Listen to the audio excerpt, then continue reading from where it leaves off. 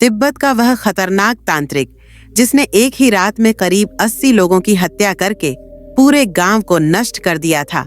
फिर भी वह हत्यारा कैसे कैलाश पर्वत की चोटी तक पहुंचने वाला इकलौता इंसान बना। कैलाश की चोटी पर पहुंचकर जब वह नीचे आया तो उसने कैलाश पर्वत के रहस्य के बारे में ऐसा क्या बताया कि आज भी लोग तिब्बत में उसे भगवान का रूप मानते हैं और उसके जीवन में एक ऐसी घटना घटती है कि वो खूंखार तांत्रिक से एक पूजनीय संत बन जाता है। यह वह खतरनाक तांत्रिक की कहानी है जो आपको सोचने पर मजबूर कर देगी, क्योंकि यह कहानी है कैलाश पर्वत पर सफल चढ़ाई करने वाले एकमात्र इंसान मिलारेपा की तिब्बत के रहस्यमय और खतरनाक पहाड़ों के बीच एक ऐसा नाम उभरा जिसने इतिहास के पन्नों में न केवल अपने काले जादू की वजह से जगह बनाई, बल्कि आत्मज्ञान की ऊंचाइयों को छूकर भगवान के रूप में पूजनीय भी बन गया। तो आइए आपको एक ऐसे रहस्यमय जीवन की यात्रा पर ले चलते हैं जहां एक साधारण बालक ने त्रासदी से जन्मी बदले की आग में खुद को एक खतरनाक तांत्रिक के रूप में ढाल लिया। लेकिन इस कहानी का अंत उतना साधारण नहीं है जितना आप सोच रहे हैं। तिब्बत की ठंडी हवाओं में एक समय ऐसा भी था जब जीवन शांति और समृद्धि से भरा हुआ था। 11वीं शताब्दी के उत्तरार्ध में तिब्बत के दक्षिणी भाग में स्थित एक गांव में थोपगा का जन्म हुआ था, जिन्हें हम मिलारेपा के नाम से जानते हैं।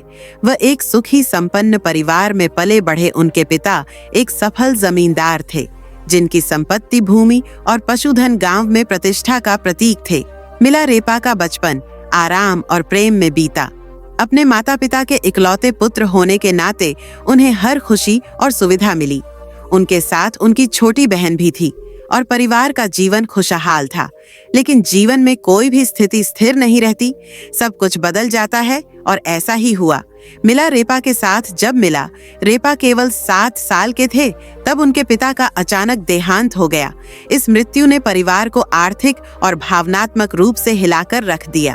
अपने अंतिम समय में उनके पिता ने एक वसीयत बनाई जिसमें कहा गया था कि जब तक मिलारेपा बड़े नहीं हो जाते तब तक उनके चाचा और चाची परिवार की देखभाल करेंगे और संपत्ति का प्रबंधन करेंगे।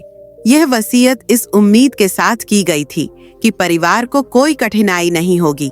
लेकिन उनके पिता की मृत्यु के तुरंत बाद हालात पूरी तरह बदल गए।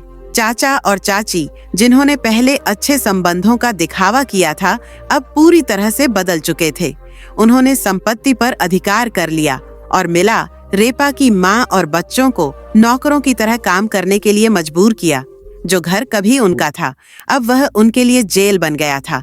उनका जीवन सम्मान से गिरकर अपमान और गरीबी में बदल चुका था। मिलारेपा की मां, जो कभी एक सम्मानित महिला थी, अब अपमान और कष्ट सहने पर मजबूर थी। उनका मन बदले की भावना से भर चुका था। उन्होंने बार बार अपनी संपत्ति वापस पाने की कोशिश की, लेकिन हर बार नाकामी मिली। गांव के लोग इस अन्याय को चुपचाप देख रहे थे, लेकिन किसी ने मदद करने की हिम्मत नहीं की। अंत में उनकी मां ने एक कठोर निर्णय लिया। उन्होंने मिलारेपा से कहा, अगर हम अपनी संपत्ति वापस नहीं पा सकते तो हमें उन लोगों से बदला लेना चाहिए जिन्होंने हमें बर्बाद किया है। यह शब्द, यह भावना मिलारेपा के जीवन की दिशा बदलने वाली थी। बदले की भावना उनके मन में गहराई तक समा चुकी थी। अपनी मां की आज्ञा का पालन करते हुए मिलारेपा ने तांत्रिक विद्या सीखने का निर्णय लिया। त्रमंत्र की दुनिया में प्रवेश करने के लिए वे अपने गांव से दूर चले गए। उनका उद्देश्य अब केवल एक था, अपने चाचा और चाची से बदला लेना। मिलारेपा का यह सफर आसान नहीं था। वे कई तांत्रिक गुरुओं के पास गए और कई कठिन साधनाओं के बाद उन्होंने तांत्रिक विद्या में महारत हासिल की। यह सिर्फ एक तांत्रिक की कहानी नहीं है, बल्कि एक ऐसी यात्रा है जो मिलारेपा को आत्मज्ञान, पश्चाताप और मुक्ति के मार्ग पर ले जाएगी। तो हमारे साथ बने रहिए, क्योंकि अब हम मिलारेपा की असली यात्रा की शुरुआत करने जा रहे हैं। इस कहानी में आगे बढ़ने से पहले आपसे एक छोटा सा अनुरोध है। अगर आपको यह वीडियो पसंद आ रहा हो तो कृपया इसे लाइक करें और हमारे चैनल को सब्सक्राइब जरूर कर लें। आपके इस छोटे से समर्थन से हमें बहुत बड़ी मदद मिलती है। मिलारेपा का जीवन तिब्बत की वादियों में एक साधारण लड़के के रूप में शुरू हुआ था, लेकिन किसे पता था कि वही बालक एक दिन तंत्र विद्या की गहरी, रहस्यमय और अंधेरी दुनिया में कदम रखेगा। पिता की असमय मृत्यु और परिवार की संपत्ति छिन जाने के बाद मिलारेपा के जीवन का हर सुख एक दुख में तब्दील हो गया। उनके चाचा और चाची ने परिवार को गरीबी और अपमान की दलदल में धकेल दिया और तब उनकी मां ने बदले की आग को हवा दी। मां के कड़वे शब्द अपमान और दुख से प्रेरित होकर मिलारेपा ने एक कठोर निर्णय लिया। उन्होंने तांत्रिक विद्या सीखने का संकल्प लिया। उनके गुरु थे युंगन, एक भयानक तांत्रिक जिनकी शक्तियां अद्वितीय मानी जाती थीं। यूटन के संरक्षण में मिलारेपा ने तांत्रिक विद की गहन शिक्षा ली।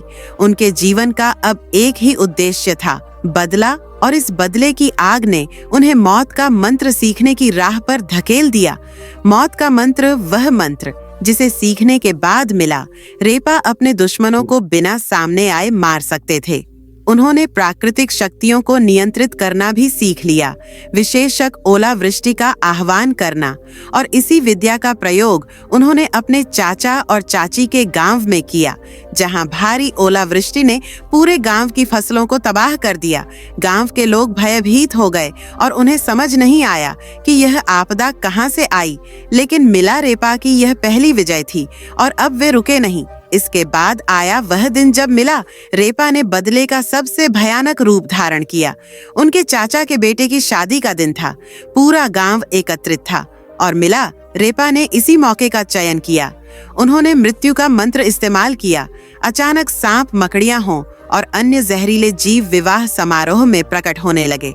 अफरा तफरी मच गई और घर की छत गिर गई। इसमें करीब 80 लोग मारे गए और मिलारेपा का बदला पूरा हुआ। मिलारेपा की मां को गर्व हुआ। उन्होंने गांव में घोषणा की कि उनका बेटा बदला ले चुका है, लेकिन मिलारेपा के मन में कुछ और चल रहा था। बदले की आग में जलने वाले मिलारेपा को अब यह एहसास हो रहा था कि उन्होंने क्या खो दिया। वे अपराध बोध से घिर गए थे। कई निर्दोष लोग मारे गए थे और बदले से जो संतोष मिलना चाहिए था, वह अब एक भयानक पश्चाताप में बदल चुका था।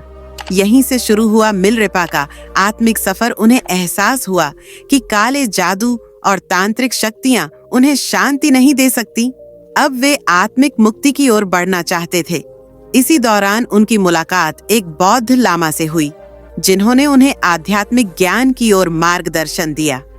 इस लामा ने उन्हें बौद्ध धर्म के महान गुरु मारपा के पास भेजने का सुझाव दिया और यहीं से शुरू होती है मिलारेपा की प्रायश्चित और आत्मज्ञान की यात्रा। मिलारेपा की जीवन यात्रा में एक बड़ा मोड़ तब आया जब उन्होंने तंत्र विद्या और काले जादू के माध्यम से अपने दुश्मनों से बदला लेने के बाद गहरे पश्चाताप का अनुभव किया।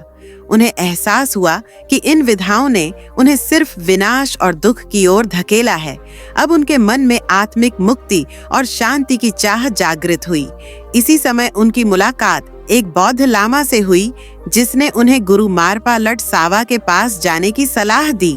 मारपा एक महान बौद्ध गुरु थे जिन्होंने भारत से बौद्ध धर्म की गहरी शिक्षाएं प्राप्त की थीं। तिब्बत में उन्हें एक अनुवादक के रूप में भी जाना जाता था, क्योंकि उन्होंने बौद्ध धर्म के महत्वपूर्ण ग्रंथों का अनुवाद किया था।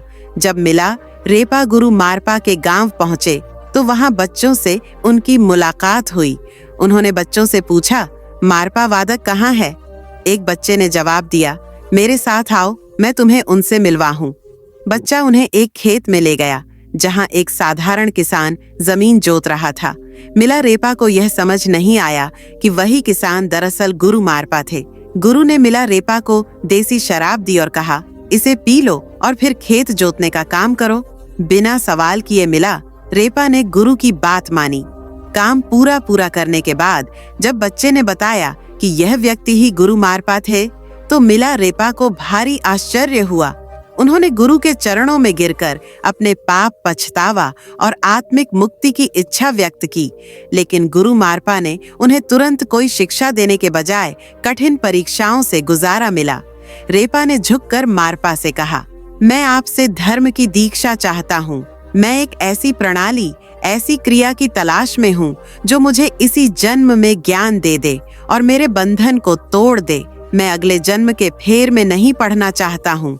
मैं आपको अपना शरीर, अपना दिमाग और अपनी बोली सब कुछ अर्पण करता हूँ। कृपया इसके बदले में मुझे खाना, कपड़े और ज्ञान दे। यह वाकई एक खूबसूरत बात थी। अक्सर लोग गुरु के पास जाकर कहते हैं कि वे अपनी आत्मा समर्पित करते हैं, लेकिन असल में यह एक है जो चीज आपकी है ही नहीं, उसे देना बहुत ही आसान है। उसे कह देना कि मैं आपको आत्मा देता हूँ। कितना सरल है, लेकिन जो आपके पास सच में है, आपका शरीर, आपका दिमाग और आपकी बोली, उसे समर्पित करना, यह एक बहुत बड़ा कदम है। मारपा ने ध्यान से मिला, रेपा की बात सुनी, फिर बोले, तुम अपना शरीर, दिमाग और बोली मुझे दे रहे हो। इसके बदले में मैं तुम्हें खाना और रहने की जगह दे सकता हूँ, लेकिन ज्ञान, इसके लिए तुम्हें किसी और को देखना होगा, या फिर मैं तुम्हें ज्ञान दे सकता हूँ पर तुम्हें अपना खाने और रहने का इंतजाम कहीं और से करना होगा। मिला रेपा ने तुरंत कहा, ठीक है, मुझे ज्ञान चाहिए, मैं अपना खाने और रहने का इंतजाम कर लूंगा।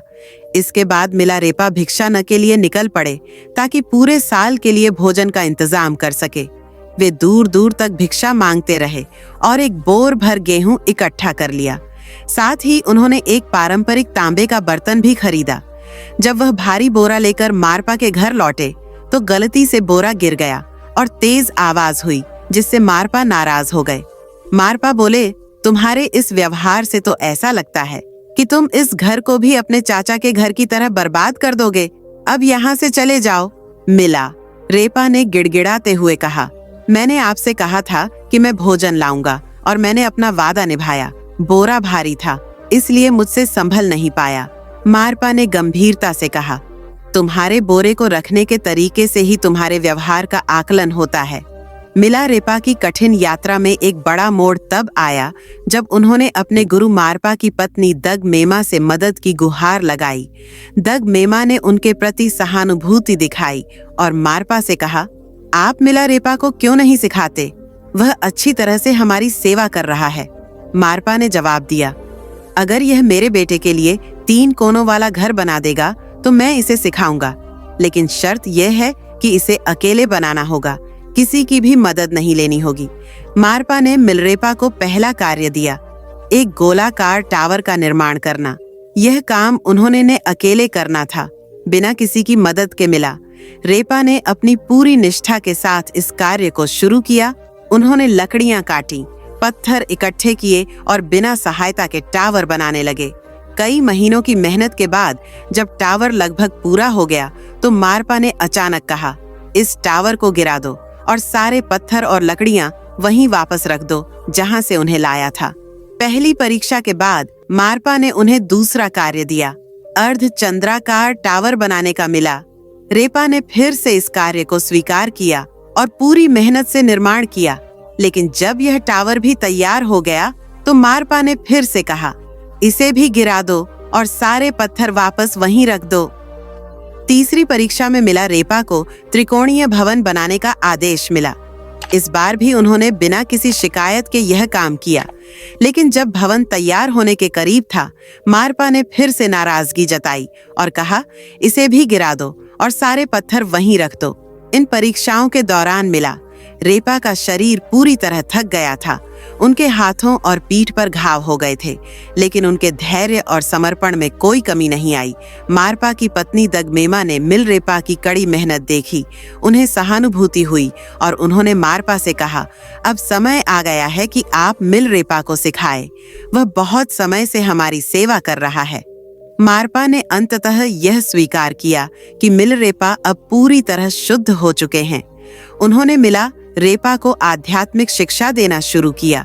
मारपा ने उन्हें महामुद्रा ध्यान सिखाया, जो आत्मा की गहराइयों में उतरने का मार्ग प्रदान करता है। जब मिला रेपा की साधना उच्चतम स्तर पर पहुंच गई, तब मारपा ने उन्हें डाकिनी साधना करने का आदेश दिया। यह साधना साधारण नहीं थी और इसके लिए उच्च आत्मिक शक्ति और धैर्य की आवश्यकता थी। मारपा ने मिला रेपा को एक अंधेरे कमरे में बंद कर दिया और एक विशेष मंत्र दिया, जिसे उन्हें लगातार 3 दिन तक जप था। अंततः तीसरे दिन डाकिनी प्रकट हुई। और उन्होंने मिलारेपा से कहा, तुम्हारी साधना अब लगभग पूरी हो चुकी है, लेकिन तुम्हारे गुरु के पास एक अंतिम शिक्षा अभी बाकी है। यह सुनकर मिलारेपा ने गुरु मारपा से बात की। मारपा ने उत्तर दिया, मैंने तुम्हें जितनी भी शिक्षाएं प्राप्त की है वह सब दे दी हैं, लेकिन अब तुम्हें हमारे गुरु नरोपा के पास जाना होगा। मारपा और मिलरेपा ने भारत की यात्रा की और गुरु नरोपा के पास पहुंचे। नरोपा ने मिलारेपा को अंतिम शिक्षा प्रदान की, जिसे आत्मज्ञान का अंतिम स्तर माना जाता है। नरोपा ने आशीर्वाद देते हुए कहा, तुम्हारी साधना अब पूरी हो चुकी है। इस प्रकार मिलारेपा की यात्रा उन्हें आत्मज्ञान की उच्चतम अवस्था में ले गई। अब वह केवल एक साधारण योगी नहीं, बल्कि एक महान संत और कवि के रूप में प्रकट हुए। अगले 2 चैप्टर्स में हम देखेंगे कैसे मिलारेपा ने कैलाश पर्वत पर सफल चढ़ाई की और उस पवित्र पर्वत के रहस्यों के बारे में उन्होंने क्या बताया, और आखिरकार मिलारेपा की मृत्यु किस कारण से हुई। इन अनसुलझे सवालों का जवाब जानने के लिए हमारे साथ बने रहिए। मिलारेपा का जीवन कई रहस्यों और अद्भुत घटनाओं से भरा हुआ है, लेकिन इनमें से सबसे रहस्य और अनूठी घटना थी कैलाश पर्वत की चढ़ाई। कैलाश पर्वत एक ऐसा स्थान जिसे तिब्बत के साथ साथ हिंदू, बौद्ध, जैन और बोन धर्मों में भी अत्यधिक पवित्र माना जाता है। भगवान शिव का निवास, ब्रह्मांड का केंद्र और आध्यात्मिक रहस्यों का अद्भुत प्रतीक। इस पवित्र पर्वत पर चढ़ना हमेशा से एक असंभव कार्य माना जाता रहा है। हजारों लोग आए, लेकिन कोई इस अद्भुत पर्वत की चोटी तक नहीं पहुंच सका, सिवाय एक मिलारेपा। 1099 ईस्वी यही वह समय था जब मिलारेपा ने कैलाश पर्वत की चढ़ाई शुरू की। लेकिन यह कोई साधारण चढ़ाई नहीं थी। यह शारीरिक विजय नहीं, बल्कि आत्मिक और दिव्य अनुभव की खोज थी। मिलारेपा की यह यात्रा आध्यात्मिक रूप से इतनी महत्वपूर्ण थी कि हर कदम एक नई साधना और ब्रह्मांड के रहस्यों को समझने का प्रयास था। कैलाश की इस यात्रा में उनकी मुलाकात हुई बोन धर्म के एक प्रसिद्ध प्रचारक नरोवा जी से। नरोवा जी ने मिलारेपा को एक चुनौती दी, जो पहले कैलाश पर्वत की चोटी पर पहुंचेगा उसका कैलाश पर वर्चस्व होगा। यह एक आध्यात्मिक और शारीरिक दौड़ थी और मिलारेपा ने इस चुनौती को स्वीकार कर लिया। नरवान जी ने तेजी से चढ़ाई शुरू की, लगातार आगे बढ़ते रहे, लेकिन मिलारेपा थोड़ी देर ध्यान मुद्रा में बैठ गए। कुछ समय बाद नरोवा जी जब चोटी के बहुत पास पहुंचे तो सूरज की पहली किरण उनके चेहरे पर पड़ी। वह किरण इतनी तीव्र और शक्तिशाली थी कि उन्हें पीछे हटना पड़ा, और इस बीच मिलरेपा ने बिना किसी रुकावट के अपनी चढ़ाई जारी रखी और अंततः वे नरवान जी से पहले चोटी तक पहुंच गए। यह केवल शारीरिक विजय नहीं थी, यह थी मिलारेपा की आध्यात्मिक शक्ति और दिव्य शक्तियों का दर्शन। एक ऐसी चढ़ाई जो आज भी एक रहस्य बनी हुई है। कैलाश पर्वत की चोटी पर पहुंचकर मिलारेपा ने कुछ अद्भुत और अनजाने रहस्यों का अनुभव किया। उन्होंने कहा कि यह पर्वत साधारण लोगों के लिए नहीं है और कोई साधारण व्यक्ति यहाँ चढ़ने का प्रयास न करे, क्योंकि यह भगवान शिव का पवित्र निवास है। यहाँ चढ़ करना उनके ध्यान में विघ्न डालने जैसा है। जैसे हम मंदिर की छत पर नहीं चढ़ते, वैसे ही कैलाश पर चढ़ाई करना भगवान शिव के सम्मान का उल्लंघन होगा। मिलारेपा के इस उपदेश ने यह संदेश दिया कि कैलाश पर्वत पर चढ़ाई केवल उन्हीं के लिए संभव है जिन्होंने अपनी आत्मा की गहराइयों में उच्च साधना प्राप्त की हो। अगर आप कैलाश पर्वत के रहस्यों पर आधारित एक गहन डॉक्यूमेंट्री देखना चाहते हैं तो वीडियो के अंत में आपको इसका लिंक मिल जाएगा। साथ ही डिस्क्रिप्शन में भी इसका लिंक दिया गया है, जाकर आप पूरा वीडियो देख सकते हैं। कैलाश पर्वत की चढ़ाई के बाद मिलारेपा ने अपनी साधनाएं और ध्यान के माध्यम से आत्मज्ञान की ऊंचाइयों को छू लिया। उन्होंने अपने शिष्यों को ध्यान और तपस्या की गढ़ विधियां सिखाई ताकि वे भी आत्मज्ञान की राह पर सके। एक दिन मिलारेपा को एक शादी में आमंत्रित किया गया। उनके स्वागत के लिए एक सुंदर आसन तैयार किया गया था। उसी शादी में एक धनवान पंडित भी था जो मिलारेपा के लिए हो रही तैयारियों को देखकर हैरान रह गया। जैसे ही मिलारेपा उस आसन पर बैठे पंडित ने तिरस्कार भरे स्वर में कहा, इस भिखारी के लिए इत तैयारियां क्या? यह मुझसे बड़ा पंडित है, मैं इसे देखता हूँ। पंडित रेपा के पास जाकर बोला, मैंने सुना है आप बहुत ज्ञानी हैं। मैं चाहता हूँ कि आप इन किताबों को पढ़कर अपना ज्ञान साबित करें। मिला रेपा ने शांत स्वर में उत्तर दिया, इन सांसारिक किताबों को पढ़कर सच्चा ज्ञान नहीं मिलता, इसलिए मैं ऐसा नहीं करूँगा। यह सुनकर पंडित हंसा और बोला, मुझे पता था कि तुम ऐसा ही कहोगे। मैं तुम्हें बेनकाब करने ही आया था।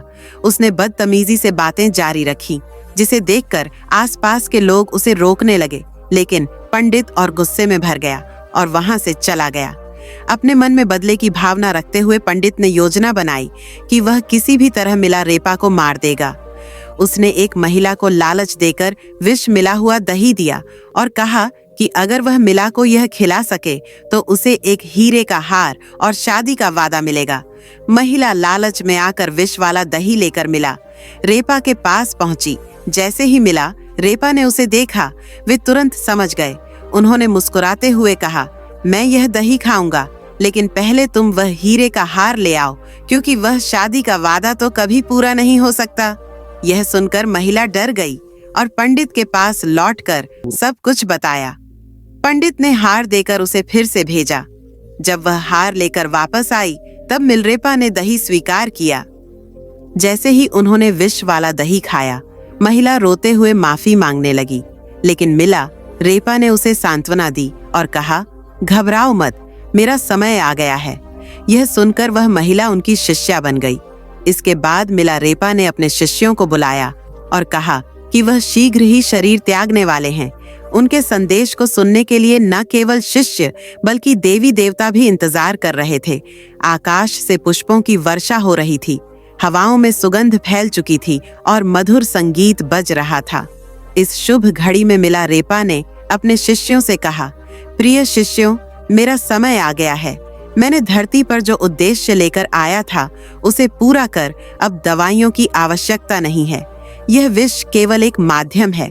ध्यान से सुनो, जीवन में समय को व्यर्थ ना गवाहो और अपने गुरुओं के आदेशों का पालन करो। इस जीवन में ही आत्मज्ञान प्राप्त करने की कोशिश करो। इसी तरह मिला रेपा ने अंततः अपना देह त्याग दिया, लेकिन उनके जाने से पहले उन्होंने हमें एक महत्वपूर्ण संदेश दिया कि मैंने जीवन के हर मोड़ पर कष्टों का सामना किया, लेकिन उन कष्टों में ही मुझे मार्गदर्शन मिला। यह मत समझो कि दुनिया के भौतिक सुख तुम्हें शांति देंगे। शांति भीतर से आती है, जब तुम स्वयं को जानने लगते हो, जब तुम्हारा मन शांत और स्थिर हो जाता है। आत्मज्ञान प्राप्त कर लिया, उसके लिए ना तो कोई शत्रु रहता है और ना ही कोई बंधन। यह शरीर केवल एक माध्यम है, असली यात्रा तो आत्मा की है। अगर तुम सत्य की तलाश में हो तो उस मार्ग पर चलो जहाँ कठिनाई हो, क्योंकि वहीं सच्चा ज्ञान छुपा हुआ है। अगर आपको यह कहानी प्रेरणादायक लगी तो इसे अपने मित्रों और परिवार के साथ जरूर शेयर करें। हमारे चैनल को सब्सक्राइब करें और बेल आइकॉन को दबाएं ताकि आप ऐसी और भी गहन और प्रेरणादायक कहानियों को मिस ना करें। मिलते हैं अगली बार एक और नई कहानी के साथ। तब तक के लिए धन्यवाद। आप सभी सुखी रहे।